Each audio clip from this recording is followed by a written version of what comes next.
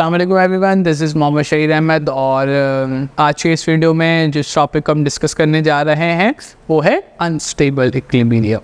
हमने अपने previous video में स्टेट ऑफ इक्विलिब्रियम का टॉपिक स्टार्ट किया था, जिसमें हमने स्टेबल इक्विलिब्रियम की बड़ी डिटेल स्टडी की थी कि क्या होता है, कैसे होता है, सेंटर ऑफ ग्रेविटी क्या है, स्टेबिलिटी का क्या क्राइटेरिया है। तो इस वीडियो में जो है हम अनस्टेबल इक्विलिब्रियम को डिस्कस करने जा रहे हैं। वीडियो स्टार्ट करने से पहले एक छोटी सी इन्फॉर्मेशन, हमारे चैनल को लाइक करें, सब्सक्राइब करें, बेल आइकन को प्रेस करें ताकि आने वाली वीडियोस की नोटिफिकेशन आप तक पहुंचती रहे। स्टार्ट करते हैं। तो अनस्टेबल इक्विलिब्रियम क्या होता है? अनस्टेबल इक्विलिब्रियम वो होता है कि व्हेन अ फोर्स एक्टिंग, या आप इसे कह लें when a force applied on a body and body does not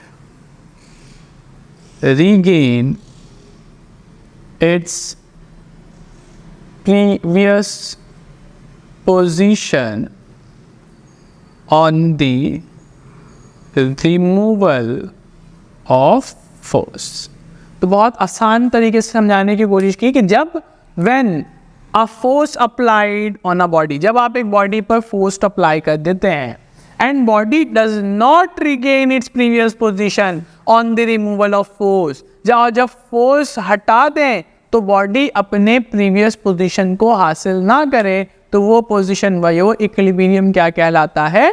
unstable equilibrium कहलाता है। मिसाल के तौर पर हम एक छोटे से डायग्राम से इसकी मिसाल लेते हैं कि एक सरफेस है और उस सरफेस पर एक रेक्टेंगुलर रॉड को मैंने वर्टिकल पोजीशन पर रख दिया है। ठीक है, ये हमारा ऑब्जेक्ट है और अगर हम देखें तो ये ऑब्जेक्ट और सरफेस के दरमियान क्या मिला हमें? Contact point, base line. ये ऑब्जेक्ट का अगर आप इस पर फोकस करेंगे तो ये ऑब्जेक्ट का हमें क्या मिला? Base line. ठीक है, ये हमारा ऑब्जेक्ट का क्या है? बेस लाइन, जो कि बहुत नैरो है, छोटा बेस लाइन। अच्छा, अभी हम मान लेते हैं ये बॉडी का इक्विलिब्रियम पोजीशन है, ये बॉडी अपने इक्विलिब्रियम पोजीशन पर मौजूद है। अब हम जानते हैं कोई भी यूनिफॉर्म ऑब्जेक्ट हो उसका सेंटर ऑफ ग्रेविटी कहाँ होता है? सेंटर पे। तो ये इस रेक्टेंगुलर ऑब्जेक्ट का ये जो पॉइंट है, ये पॉइंट हमारा क्या होगा? सेंटर ऑफ ग्रेविटी होगी। अब खुद विजुअलाइज करें, अज्यूम करें कि जब हम इस पर फोर्स लगाएंगे तो फोर्स लगाने पर ये ऑब्जेक्ट क्या होगा? टिल्ड हो जाएगा। ऐसा ही हो गया, ऑब्जेक्ट थोड़ा सा टिल्ड हो जाएगा, ये ऑब्जेक्ट टिल्ड हो गया। और जैसे ही आप इस फोर्स को रिमूव करेंगे, अब आप सोचें इस फोर्स को रिमूव करने पर क्या ये ऑब्जेक्ट दोबारा अपनी ओरिजिनल पोजीशन पर आ पाएगा? नहीं, वो तो किसी दूसरे पोजीशन पर चला जाएगा। हालांकि पहले कौन से पोजीशन पे था? इक्विलिब्रियम पोजीशन पर था, मगर फोर्स लगाने पर वो ऑब्जेक्ट टिल्ड हुआ, नई पोजीशन हासिल कर चुका है। अब अगर मैं फोर्स हटाऊं वो दोबारा अपने ओरिजिनल पोजीशन पे, प्रीवियस पोजीशन पर आ जाए तो स्टेबल इक्विलिब्रियम। मगर क्या यहाँ पर ऐसा होगा? नहीं होगा, ऑब्जेक्ट गिर जाएगा दूसरी जानिब। यानी ये जो इक्विलिब्रियम पोजीशन थी वो कौन सी इक्विलिब्रियम हो गई? अनस्टेबल, क्योंकि फोर्स लगाने पर ऑब्जेक्ट टिल्ड हो रहा है और फोर्स हटाने पर वो अपनी ओरिजिनल पोजीशन में आने के बजाय, प्रीवियस पोजीशन में आने के बजाय नई पोजीशन में चला जा रहा है। इस तरह के इक्विलिब्रियम को क्या कहेंगे हम? अनस्टेबल इक्विलिब्रियम कहेंगे। हमने अपनी प्रीवियस वीडियो में एक बात सीखी थी कि जब तक बॉडी का सेंटर ऑफ ग्रेविटी, क्या चीज? Centre of gravity base line से गुजरता रहेगा तब तक बॉडी अपनी प्रीवियस पोजीशन को रीगेन करती रहेगी। दोबारा इस बात को रिपीट कर रहा हूं, जब तक बॉडी का सेंटर ऑफ ग्रेविटी उस बॉडी के बेस लाइन से गुजरता रहेगा, बॉडी अपने प्रीवियस पोजीशन को रीगेन करती रहेगी। मगर अगर आप यहाँ पर देखें तो इस बॉडी का बेस लाइन ही बहुत नैरो है और थोड़े से फोर्स लगाने पर उस ऑब्जेक्ट का जो वेट है या जो उसका जो सेंटर ऑफ ग्रेविटी है आप उसको देखें, उसके बेस लाइन से हट गया ना, तो क्या ये अपने ओरिजिनल पोजीशन को रीगेन कर पाएगा? नहीं कर पाएगा, गिर जाएगा, फॉल डाउन हो जाएगा। इसलिए इसे हम क्या कहते हैं? अनस्टेबल इक्विलिब्रियम कहते हैं।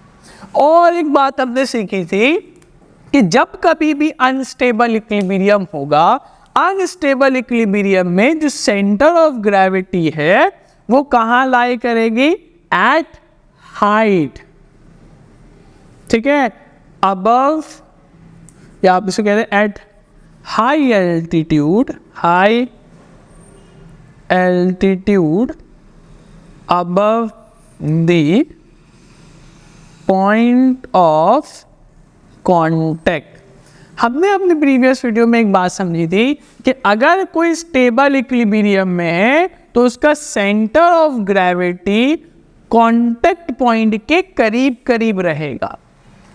बट अनस्टेबल इक्विलिब्रियम में अगर आप देखें तो जो बॉडी का सेंटर ऑफ ग्रेविटी है और बॉडी का जो कांटेक्ट पॉइंट है, इसके दरमियान ऊंचाई बहुत ज़्यादा है, ठीक है। तो याद रखिएगा, हमारे पास स्टेबल इक्विलिब्रियम के अंदर जो सेंटर ऑफ ग्रेविटी है वो कांटेक्ट पॉइंट के करीब है, जबकि अनस्टेबल इक्विलिब्रियम में जो सेंटर ऑफ ग्रेविटी है वो कांटेक्ट पॉइंट के बहुत ऊपर है, जिसकी वजह से अगर, और उसका बेस लाइन बहुत नैरो है, जिसकी वजह से थोड़ा सा भी फोर्स लगेगा तो उसका सेंटर ऑफ ग्रेविटी उसके बेस लाइन से हट जाएगा और बॉडी नई पोजीशन पर चली जाएगी। That is unstable equilibrium. और हमने ये देखा था कि जब स्टेबल इक्विलिब्रियम होता है और स्टेबल इक्विलिब्रियम में हम ऑब्जेक्ट को टिल्ट करते हैं, ये ऑब्जेक्ट को अगर टिल्ट करना तो उसका सेंटर ऑफ ग्रेविटी राइज, ऊपर की जानिब जाता है।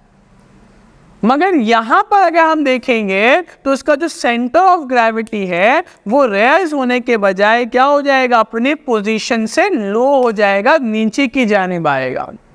तो इसके अंदर क्या होता है? On application of force, its centre of gravity lowers, slowing down. क्या है? इस पर यह होगा कि फोर्स लगने पर इसका सेंटर ऑफ ग्रेविटी ऊपर जाने के बजाय क्या हो जाएगा? नीचे आ जाएगा। अगेन एक छोटी सी मिसाल मैं आपको देता हूं कि हमारे पास ये वुडन पीस है। अब अगर आप इस वुडन पीस को ऐसे रखेंगे तो आपको नजर आ रहा होगा इसका जो पॉइंट ऑफ कांटेक्ट है वो इस बेस लाइन और कांटेक्ट पॉइंट के दरमियान, जो ये जो आपको डॉट नजर आ रहा है, ब्लैक डॉट, इसका सेंटर ऑफ ग्रेविटी है, जो कि कांटेक्ट पॉइंट के बहुत करीब है। अभी ये ऑब्जेक्ट स्टेबल इक्विलिब्रियम में है, बेस लाइन बहुत चौड़ा सा है, विड्थ है, साइज ज़्यादा है बेस लाइन का। तो जैसे ही मैं इसको हटाऊंगा कोई मसला नहीं है, दोबारा अपने ओरिजिनल पोजीशन को रीगेन कर रहा है। फोर्स लगाया, टिल्ट किया, अपने ओरिजिनल पोजीशन को रीगेन कर रहा है।